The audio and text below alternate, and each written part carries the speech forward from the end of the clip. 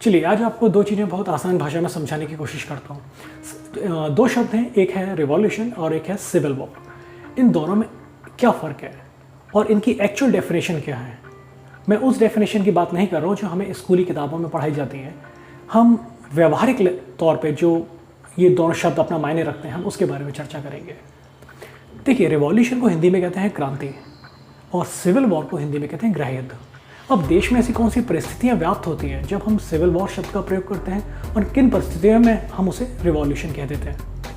अब समझिए, किसी भी देश की सरकार जब उस देश में इस तरीके का शासन करती है कि उस देश की जनता पूरी तरीके से उकता जाती है, परेशान हो जाती है और उसे लगने लगता है कि हमारा देश सिर्फ गर्त में जा रहा है, और एक समय बाद जनता में आक्रोश इतना ज़्यादा बढ़ जाता है कि वो सरकार के विरोध में अपनी आवाज़ उठाने लगती है और सरकार से कहती है कि अब आपसे नहीं हो पाएगा, अब हमें जनता के तौर पर ही इस देश को सुधारना पड़ेगा।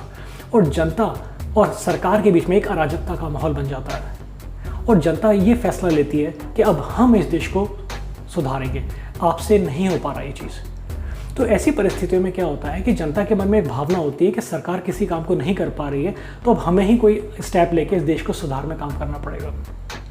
क्योंकि सरकारें कई बार इतनी निकम्मी हो जाती हैं कि जनता में सिर्फ आक्रोश उत्पन्न होता रहता है और एक टाइम बाद वो रिवॉल्यूशन का रूप ले लेता है। अब आप इन दोनों चीज़ों में फ़र्क समझिएगा। अब हम बात करते हैं सिविल वॉर की कि इन दोनों में कितना थोड़ा सा कम फ़र्क है, लेकिन वो फ़र्क कहाँ है इसे समझिएगा। अब सिविल वॉर क्या होता है? सिविल वॉर में भी सरकार इस तरीके का शासन करती है कि जनता उससे परेशान हो जाती है। जनता कहती है कि अब आपसे नहीं हो पाएगा और आपने देश को इतना बर्बाद कर दिया है कि अब हम भी चाहकर इस देश को सुधार नहीं सकते हैं। तो अब ये आक्रोश और एक निराशा इस हद तक, इस चरम सीमा तक चली जाती है कि जनता भी महसूस करने लगती है कि अब हम भी इस देश को सुधार नहीं सकते। यानी अब जो चीज़ें हैं वो सुधार की ओर दिखती नहीं है। तो अब जनता के मन में एक आक्रोश इस भावना के साथ आता है कि सरकार ने तो देश को बर्बाद कर ही दिया ना, अब हम भी इस देश को बर्बाद कर देंगे। तो अब वो जनता पूरे देश में आग लगाने पर उतारू हो जाती है। अब ये सुधार की दिशा में नहीं है, अब ये आक्रोश है कि जनता के मन में कि सरकार ने देश को बर्बाद किया ना, अब बाकी की बर्बादी हम कर देंगे। तो ये फ़र्क है रिवॉल्यूशन में और सिविल वॉर में। सिविल वॉर में इंसान को या उस देश की जनता को ये एहसास ख़त्म हो जाता है कि अब ये देश कभी सुधर सकता है। रिवॉल्यूशन में जो देश की जनता होती है उसे एक ये एहसास रहता है कि हाँ, अभी इस देश में गुंजाइश है सुधार की, लेकिन सरकार नहीं कर सकती, वो जनता के तौर पर हमें ही करना पड़ेगा। ठीक है, तो ये फ़र्क समझिए। तो किसी भी देश की अगर सरकार समझदार है तो उसे इस तरीके का माहौल कभी नहीं आने देना चाहिए कि उस देश की जनता को ये लगने लगे कि अब इस देश में सुधार की अब कोई गुंजाइश नहीं है।